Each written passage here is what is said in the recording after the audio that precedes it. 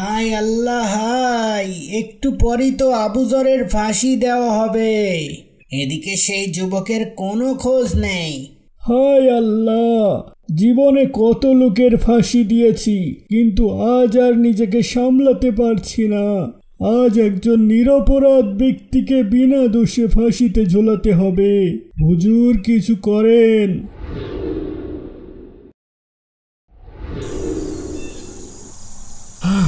এখন অনেক পথ বাকি। এদিকে খাবারও যাচ্ছিল সব শেষ। বড্ড ক্লান্ত হয়ে গেছি, একটু জিরিয়ে নেই। কিরে আমার প্রিয় শামসু, তুইও তো মনে হয় অনেক ক্লান্ত। যা, তুইও কিছুক্ষণ এই খেজুর বনে জিরিয়ে নে, কিছু ঘাস লতা পাতা খেয়ে নে। আমাদের দুই বন্ধুকে এখনো দীর্ঘ পথ পাড়ি দিতে হবে।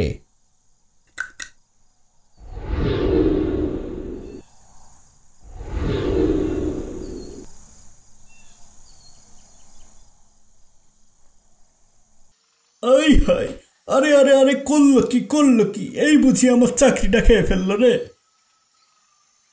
এই যা যা, এই হতচ্ছাড়া বুট, যা। কিরে, যাস না?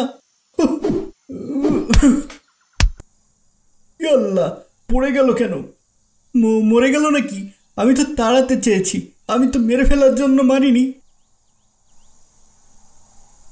ইয়াল্লাহ, এ তো সত্যি সত্যি মরে গেছে। এটা আমি কি করলাম? এখন আমি কি করি? আরে আরে, ওই তো এক যুবককে দেখা যায়, এদিকে আসছে। শামসু, শামসু, কোথায় গেলি রে আমার উট? ওইটাই নিশ্চয়ই এই উটের মালিক। এখন আমি কি করব? আমি সত্য কথা বলে ক্ষমা চাই, নিশ্চয়ই সে আমার কথা বুঝবে, আমাকে ক্ষমা করবে। শামসু, শামসু, এবার আমাদের যেতে হবে যে। শামসু, আমাকে মাফ করে দেন ভাই, আমি ইচ্ছা করে করিনি। কি বলছেন আপনি? আপনার উটটা আমাদের বাগান নষ্ট করে ফেলছিল। আমি তাড়াতে চাইলে ওটা সরছিল না, তাই আমি একটা ঢিল মারি, আর আপনার উটটা মারা যায়। কি? তুই আমার উটটা মেরে ফেলেছিস শয়তান! আমার প্রিয় উট, আমার প্রিয় উট, তুই আমার প্রিয় উটটা মেরে ফেলেছিস। আ আ আ ভাই, আমি অসুস্থ ভাই, আমাকে ঝাঁকিও না ভাই। হ্যাঁ, কি হলো? কথা বলেন, কথা বলেন। ইয়াল্লাহ, ইয়াল্লাহ, এ কি হয়ে গেল? এ লোক তো মারা গেছে, আমি তো তাকে আঘাত করিনি। ইয়াল্লাহ, এ আমি কি করলাম? ইয়াল্লাহ, আমি কি তাকে মেরে ফেললাম? ইয়াল্লাহ, এখন আমি কি করি? আমি তো তাকে মারিনি। হায় আল্লাহ, হায় আল্লাহ, এ আমি কি করলাম? আমি অন্যায়ভাবে একটা মানুষকে হত্যা করলাম। বাবা, বাবা! ভাই, ওই যে দেখো আমাদের বাবা। ইয়াল্লা, বাবা শুয়ে আছে কেন?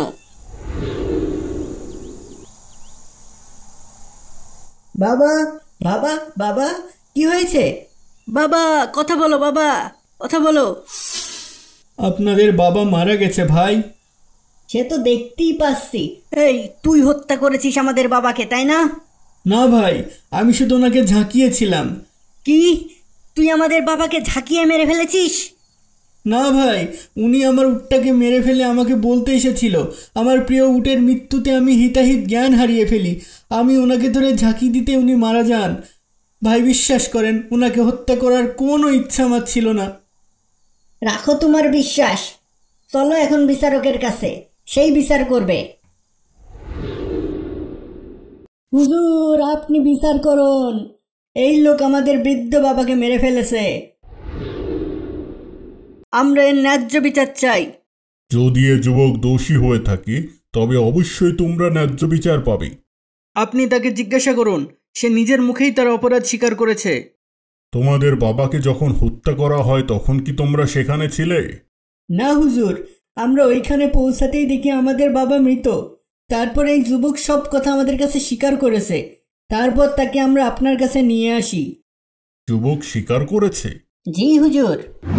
হে যুবক, তোমার বিরুদ্ধে যে অভিযোগ এসেছে তা কি সত্যি? জি হুজুর। একজন বৃদ্ধ লোককে কেন তুমি হত্যা করলে? কি উদ্দেশ্য ছিল তোমার? হুজুর, আমি তাকে হত্যা করতে চাইনি, কিন্তু যখন সে আমার কাছে এসে বলে যে সে আমার প্রিয় উটটিকে মেরে ফেলেছে, তখন আমি হিতাহিত জ্ঞান হারিয়ে ফেলি আর তাকে ধরে ঝাঁকাতে থাকি, আর আমার ঝাঁকিতেই তার মৃত্যু হয়। বিশ্বাস করেন হুজুর, তাকে হত্যা করার কোনো ইচ্ছা আমার ছিল না। তোমরা বলছো সেখানে কেউ ছিল না, তার মানে কোনো সাক্ষী প্রমাণও নেই? না হুজুর, আপনি তাকে জিজ্ঞাসা করুন, সে নিজের মুখেই তার অপরাধ স্বীকার করেছে। যেহেতু কোনো সাক্ষী প্রমাণ ছিল না, তুমি তো ঘটনা অস্বীকার করতে পারতে, মিথ্যা কথা বলতে পারতে। তুমি তা করলে না কেন? কেউ না দেখলেও আল্লাহ তো দেখেছেন, তাই আমি মিথ্যা বলিনি। নিশ্চিত মৃত্যু হবে জেনেও তুমি সত্য কথা বলছো? তোমার সত্যবাদিতায় আমি মুগ্ধ, কিন্তু ইসলামের বিধান হত্যার পরিবর্তে হত্যা। হুজুর, আমাকে মাফ করে দিন, আমি ইচ্ছা করে হত্যা করিনি। এটা এখন আর আমার হাতে না। শুধুমাত্র বাদীর পরিবার যদি তোমাকে মাফ করে, তবেই তুমি মুক্তি পেতে পারো। আমাকে মাফ করে দেন ভাই, আমি রাগে অন্ধ হয়েছিলাম, কিন্তু ওনাকে হত্যা করার কোনো ইচ্ছা আমার ছিল না। উটের পরিবর্তে উট চাইতে পারতে, কিন্তু তাকে হত্যা কেন করেছ? না, আমরা মাফ করব না।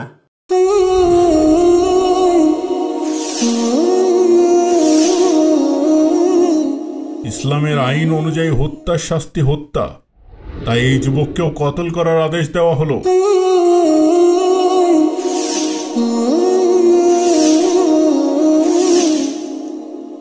হুজুর, ভাগ্যের নির্মম পরিহাসে আমি বাকরুদ্ধ, কিন্তু তারপরও যেহেতু দোষ আমার, তাই আমি আপনার আদেশও মেনে নিচ্ছি। কিন্তু দয়া করে আমার একটা আবেদন যদি গ্রহণ করেন, তবে অনেক কৃতজ্ঞ থাকব। বলো তোমার কি আবেদন? হুজুর, মৃত্যুর আগে আমি আমার পরিবার পরিজনকে এক নজর দেখতে চাই, চিরবিদায় আনতে চাই তাদের কাছ থেকে। এটি আমার জীবনের শেষ ইচ্ছা। দয়া করে আমাকে একটা সুযোগ দেন। তোমার আবেদন গ্রহণ করা যেতে পারে, কিন্তু এর জন্য তোমার একজন জামিনদার রেখে যেতে হবে।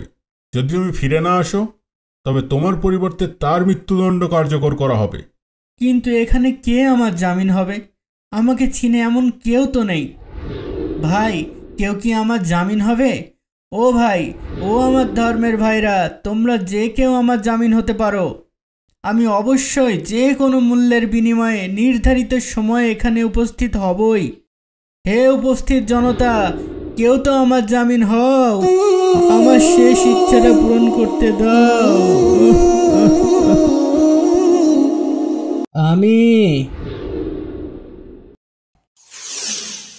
আমি এ যুবকের জামিন হব। তাকে তার জীবনের শেষ আকাঙ্ক্ষা পূর্ণ করার সুযোগ দেওয়া হোক। আরে, উনি তো আবুজর, ভালো লোক। এক অপরিচিত লোকের জামিন কেন হচ্ছেন উনি কি জানেন না এ লোক মৃত্যুদণ্ডপ্রাপ্ত আসামি? এ লোক না ফিরে এলে যে তাকেই কতল করা হবে। যেহেতু জামিনদার পাওয়া গেছে, তাই এই যুবককে আগামী শুক্রবার জুম্মা পর্যন্ত মুক্তি দেওয়া হলো। জুম্মার আগেই এই যুবক ফিরে না আসলে আবুজরকেই মৃত্যুদণ্ড দেওয়া হবে। সেই পর্যন্ত বিচার মুলতবি ঘোষণা করা হলো। না, এ যুবক কখনোই ফিরবে না। আবুজর ভুল করলো। মৃত্যুদণ্ডপ্রাপ্ত আসামি কখনো ফিরেছে শুনেছ? আমি বুঝলাম না, আবুজরের মতো এত জ্ঞানী ব্যক্তি কিভাবে এমন ভুল করলো।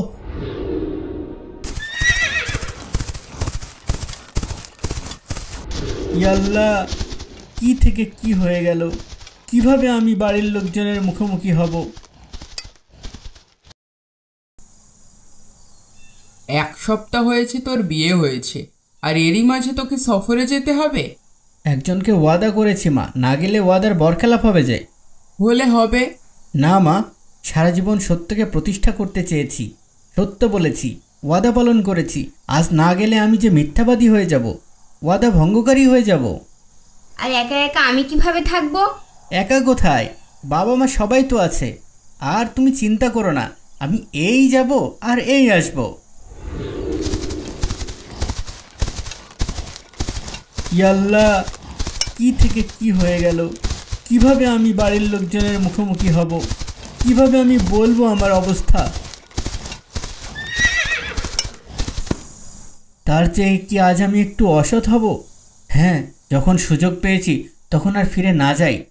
ওয়াদা ভাঙলেই নিশ্চিত মৃত্যুর হাত থেকে বেঁচে যাব, আবারও সুখে শান্তিতে বাস করতে পারবো আপনজনদের সাথে। না না, আমি ফিরে না গেলে ওই ব্যক্তি যে মারা যাবে, আমি ফিরে না গেলে বিশ্বাস ভঙ্গ করা হবে। না না, জীবনের চেয়ে সততার মূল্য বেশি, ওয়াদার মূল্য আরও বেশি। আসসালামু আলাইকুম বাবা। ওয়ালাইকুম আসসালাম। কই গো, কোথায় গেলে সবাই? জাবের এসে গেছে। কোথায় কোথায়? তুই এসে গেছিস বাবা? আসসালামু আলাইকুম, আপনি এসেছেন? বাবা, মা, আয়েশা, আমার সময় অনেক কম, আমাকে ফিরে যেতে হবে। কেন এই না এলি? ভাগ্যের নির্মম পরিহাসে পড়েছি মা। পথের মাঝে এক দুর্ঘটনায় আমার হাতে এক লোকের মৃত্যু হয়ে গেছে মা। কাজীর বিচারে আমার মৃত্যুদণ্ড হয়েছে মা। আমি অনুরোধ করে তোমাদের শেষবারের মতো দেখতে এসেছি মা।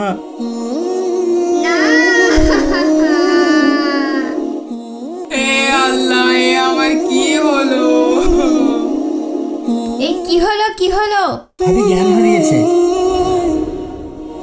এখন আমি কি করব? বাবা, তোর যাওয়ার দরকার নেই, তুই যাস না বাবা। তোমরা এমন করো না, আমার সময় অনেক কম, আমাকে ফিরে যেতে হবে। খলিফার লোকেরা তোকে খুঁজেও পাবে না, তুই এখানেই থেকে যা বাবা। না বাবা, আমি একজন জামিনদার রেখে এসেছি। জীবন রক্ষার জন্য আমি ওয়াদার বরখেলাপ করতে পারবো না। তোমরা আমাকে বিদায় দাও। না,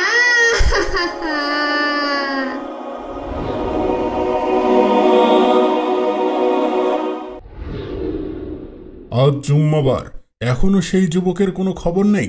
জি হুজুর। আবু জরের কাছে যাও। জি হুজুর।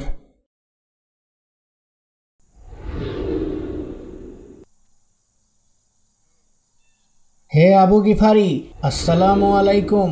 ওয়ালাইকুম আসসালাম। খলিফার ফরমান এসেছে, আজ জুম্মাবার, বাদ জুম্মা যদি সেই যুবক যদি না ফিরে আসে তবে আইন মোতাবেক আপনার মৃত্যুদণ্ড কার্যকর করা হবে। আপনি যেন সময় মতো জুম্মার প্রস্তুতি নিয়ে মসজিদে হাজির হন। হাই আল্লাহ হাই, একটু পরই তো আবু জরের ফাঁসি দেওয়া হবে। এদিকে সেই যুবকের কোনো খোঁজ নেই। হায় আল্লাহ, জীবনে কত লোকের ফাঁসি দিয়েছি, কিন্তু আজ আর নিজেকে সামলাতে পারছি না। আজ একজন নিরপরাধ ব্যক্তিকে বিনা দোষে ফাঁসিতে ঝোলাতে হবে। হুজুর কিছু করেন। কি একটা টেনশনে ফেলে দিল। আইন তার নিজস্ব গতিতে চলবে, আইনের উপর কারো হাত নেই। প্রস্তুত হও। 1, 2।